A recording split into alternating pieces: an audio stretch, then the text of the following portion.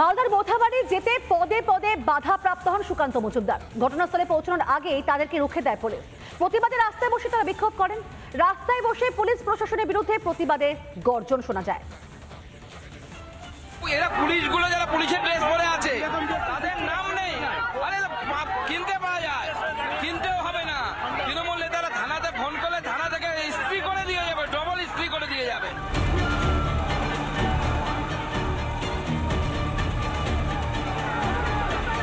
মালদার মোথাবাড়িতে অশান্তির আগুন। বেছে বেছে নিশানা করা হয়েছে হিন্দুদের বাড়ি, ঘর, দোকানপাট। রবিবার সেখানকার পরিস্থিতি সরেজমিনে খতিয়ে দেখতে যান রাজ্য বিজেপি সভাপতি সুকান্ত মজুমদার। কিন্তু মোথাবাড়ি পৌঁছানোর আগেই সাদুল্লাপুরে তাদের পুলিশের বাধা। সুকান্তদের রুখতে রাস্তায় উড়ে এসে ধরে বসে দুটি ব্যারিকেড। প্রথমে লোহার ব্যারিকেড, সেই ব্যারিকেড ঠেলে এগিয়ে যান বিজেপি কর্মীরা। কিছুটা এগোতেই ফের ব্যারিকেড, 10 ফুট উঁচু বাঁশের দেওয়াল। স্লোগানে গর্জে উঠল রাস্তায় দাঁড়ানো শত শত বিজেপি কর্মী।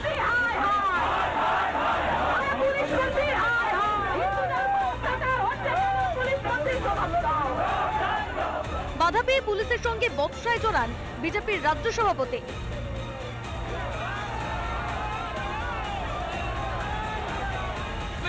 আমি একা যাবো, কেউ যাবে না। 144 দ্বারা ভাঙা হচ্ছে না, আপনি কিভাবে আটকাচ্ছেন? আপনি উঁচু ব্যারিকেড টপকানোর চেষ্টা অসম্ভব।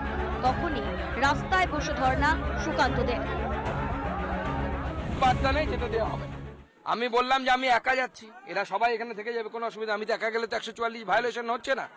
আর যেখানে তৃণমূলের নেতারা ওখানে ঘুরে বেড়াচ্ছে, রহিম বক্সি মালতীপুরের বিধায়ক, তৃণমূলের নেতা বিধায়করা বিধায়িকারা ঘুরে বেড়াচ্ছে, অবাধে যেতে পারছে।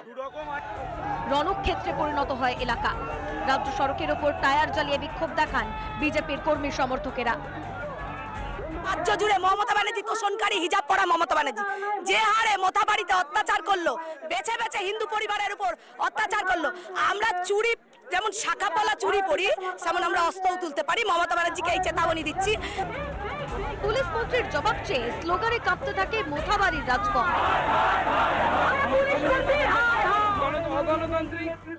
দেখুন, রাস্তা স্ট্রেট হাইওয়ে গর্ত খুঁড়ে সেই রাস্তা তৈরি করেছে, সেই ব্যারিকেড তৈরি করেছে। যে রাস্তা এত জনগণের পয়সায় কষ্ট তৈরি করে, সেই রাস্তা খুঁড়ে এইভাবে ব্যারিকেড তৈরি করা হয়েছে। যে ব্যারিকেড দেখে মনে হচ্ছে নতুন বাংলার নতুন জেহাদি তিতুমির, সেই তিতুমির বাঁশের কেল্লা তৈরি করেছে মনে হচ্ছে মমতা বন্দ্যোপাধ্যায়ের পুলিশ, অপদার্থ পুলিশ এবং জেহাদি পুলিশ। আমাদের আন্দোলন চলবে, আগামী দিনেও আমরা আন্দোলন করব। এখানে আদৌ কি ওরা পুলিশ নাকি এরা তৃণমূলের ক্যাডার? আজকে তৃণমূলের ক্যাডার হিসেবে আমাদের বিজেপিকে এখানে আটকানোর জন্য তারা এখানে ব্যারিকেড তৈরি করে। কেন সুকান্তকে আটকাতে এতটা মরিয়া পুলিশ প্রশাসন? মোথাবাড়ির সত্যিটা ধামাচাপা দিতেই কি বিরোধীদের আটকানোর কৌশল পুলিশের? বাস্তবটার সামনে আসার ভয় পাচ্ছে কারা? গোটা ঘটনার পিছনে যে একটি গভীর ষড়যন্ত্র রয়েছে, সুকান্তকে বাধা দেওয়ায় যেন তাতেই শেলমোহর পড়ল। রিপাবলিক বাংলা।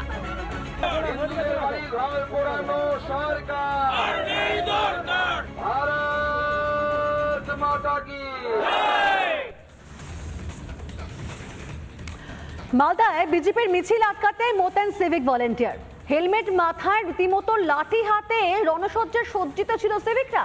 পুলিশের নির্দেশেই নাকি মোতায়েন রিপাবলিকে স্বীকারোক্তি সিভিক ভলেন্টিয়ারে। আচ্ছা, আদালতকেও কি মানে না মমতা ব্যানার্জির পুলিশ?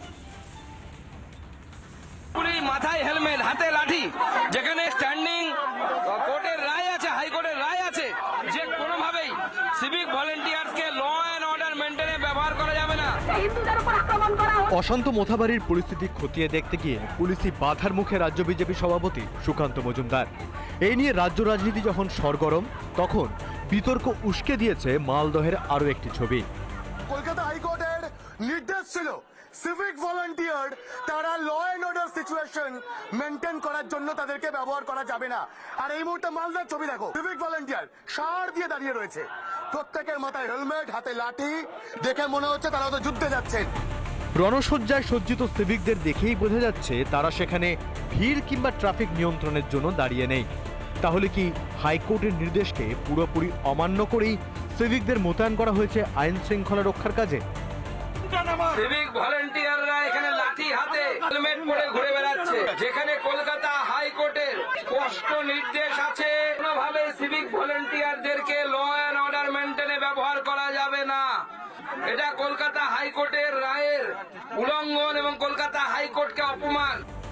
সিভিকদের কোথায় ব্যবহার করা হবে এবং কোথায় নয় তা নিয়ে স্পষ্ট নির্দেশ রয়েছে কলকাতা হাইকোর্টের।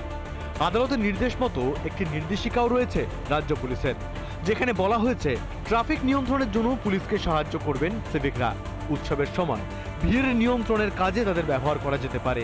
এছাড়া বেআইনি পার্কিং রোধে কাজ করতে পারেন সিভিক ভলান্টিয়াররা। জনগণকে সাহায্য করারও কাজ করতে পারেন তারা। শুধু হাইকোর্ট নয়, অভয়া মামলায় সুপ্রিম কোর্টেও সিভিক নিয়ে প্রশ্নের মুখে পড়তে হয়েছে রাজ্যকে। তারপরেও কেন আইন শৃঙ্খলা রক্ষার ক্ষেত্রে সিভিকেই নির্ভরশীল প্রশাসন?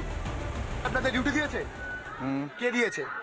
ও তো জানি না, আমাদের থানা থেকে পাঠিয়েছে। থানা থেকে? কোন থানা থেকে পাঠিয়েছে? মানিকচক পেয়েছে। আপনাদের লাঠি কে দিল? থানা থেকে পেয়েছি। থানা থেকে দিয়েছে? কোন থানা? মানিকচক। মানিকচক। বিষয়টি আদালত অবধি নিয়ে যাওয়ার হুঁশিয়ারি সুকান্তর। আপনারা ক্যামেরার রেকর্ডিংটা ভালো করে রাখুন। কলকাতা হাইকোর্টে আমরা যখন যাব ওই রিলটা আপনাদের কাছ থেকে চাইবো, আপনারা দয়া করে আমাদেরকে দেবেন। প্রতি 1 লক্ষ জনতা পিছু পুলিশ কর্মীর সংখ্যায় অনেকটাই পিছিয়ে পশ্চিমবঙ্গ।